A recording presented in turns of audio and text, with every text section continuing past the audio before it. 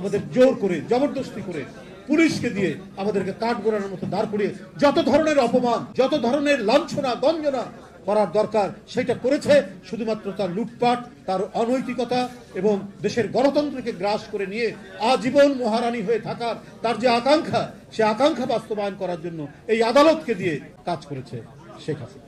তাহলে আজ 8 মাস হলো নেই, এই মামলাগুলো কেন প্রত্যাহার হয়? অনেকেই বলতে পারেন প্রধান উপদেষ্টা, আমরা শুনেছি তার মামলা সব প্রত্যাহার হয়ে গেছে। উনিও শেখ হাসিনার ঈর্ষা, বিদ্বেষ এবং আক্রোশের শিকার। আমরা নিজেরা যেমন আন্দোলন সংগ্রামে থেকেছি, আমরা কথা বলেছি, আমরা নিপীড়ন নির্যাতন সহ্য করেছি। আজকের যিনি প্রধান উপদেষ্টা তার উপরে হচ্ছে, 2-1 উপদেষ্টার উপরেও নিপীড়ন নির্যাতন হচ্ছে। কিন্তু কথা হলো যে তাদের যদি প্রত্যাহার হয়ে যায় তাহলে এই লক্ষ লক্ষ মানুষ, একটা বিরল, মাহাদি আমিন ঠিকই বলেছে যে পৃথিবীর অনেক দেশ আছে, ডেনমার্ক তার লোক সংখ্যা মাত্র 5 মিলিয়ন, মাত্র 50 লাখ, আর আমাদের নেতাকর্মীর নামে মামলা 60 লাখ। একটি দেশের জনসংখ্যার চাইতে বাংলাদেশে আসামির সংখ্যা বেশি। তো কেন এটি? এই প্রশ্ন তো হতেই পারে, এই প্রশ্ন তো করতেই পারি। কখন দেশের এই বাংলাদেশ একটা স্থিতিশীল শাসনতান্ত্রিক পদ্ধতিতে চলে আসছে না অনেক দিন ধরে। কখনো ডিক্টেটর, আবার তার বিবর্তন হয়ে সে আবার ক্রমাগতভাবে ফ্যাসিস্ট হয়ে উঠে। তারা ফ্যাসিস্ট হয়ে উঠে এই কাজগুলি করে। তাদের দ্রুত এটা নিরসন করা দরকার। যারা এই ফ্যাসিজমকে প্রতিষ্ঠিত করতে সাহায্য করেছেন তার মধ্যে অন্যতম হচ্ছে আদালত। জাস্টিস খায়রুল হক, জাস্টিস এনায়েতুর রহিম, জাস্টিস আসাদুজ্জামান, এরকম অসংখ্য না। এরা সবচেয়ে নির্দোষ যে নারী জনগণের পক্ষে সংগ্রাম করেছেন, নিরবচ্ছিন্নভাবে শত নিপীড়ন নির্যাতন ভোগ করে জনগণকে ছেড়ে যাননি, মাটিকে ছেড়ে যাননি। এদেশের মৃত্তিকা, পানি, বৃক্ষ, এদেশের পাখি, এর মধ্যে যিনি নিবিড়ভাবে মিশে আছেন সে দেশনেত্রী বেগম খালেদা জিয়ার বিরুদ্ধে মিথ্যা মামলায় আসাদুজ্জামান তাকে সাজা দিয়েছে। সেই সাজা আবার বর্ধিত করা হয়েছে উচ্চতর আদালত। তাহলে সেই বিচারকরা কেন শাস্তির আওতায় আসবে না? ফ্যাসিবাদের বিচারক, তাদেরও বিচার হতে হবে। আমরা নুরেমবার্গ ট্রায়ালে দেখেছি হিটলারের যারা আদালতের যারা বিচারক ছিলেন, যারা কোনো ধরনের যুক্তির কথা না শুনে হিটলারের কথায় লক্ষ লক্ষ কয়েদিকে পুড়িয়ে মারার যারা সিদ্ধান্ত দিয়েছেন, বিচার করেছেন, তাদের বিচার হয়নি।